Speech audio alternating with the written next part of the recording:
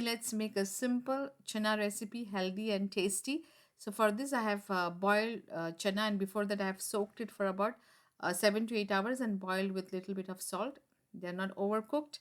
So we do the seasoning with some oil, and you can take any oil of your choice.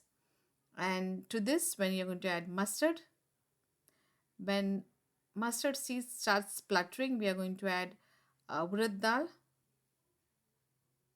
This will give a nice flavor. It smells really good when urad dal is roasted. Some curry leaves if you have,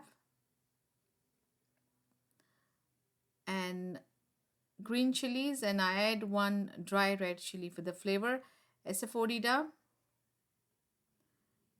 And when this tadka is done, I'm going to add cilantro. It will give a nice flavor, and then add boiled chana. So mix it very nicely to absorb all the flavors. And chana is already cooked, so we are going to cover and cook for a few minutes just to make sure that the chana absorbs all the flavors. So cook it for 2 to 3 minutes. I have added salt when I was cooking chana, but I'm going to add more, little bit of more salt because the salt is less. And this is a perfect side dish. I like it for a breakfast if I'm having late breakfast brunch. This is my perfect go-to breakfast.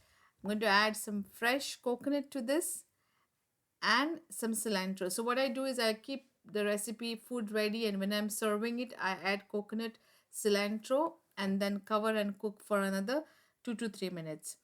So that way the coconut flavor is fresh. So we're not going to overcook this. We're going to just cook it for about 2 to 3 minutes. And this is very healthy and very tasty. So this is done. So finally, I'm going to top it off with some lemon juice. Do try this and let me know if you have any questions or comments. And have a great day.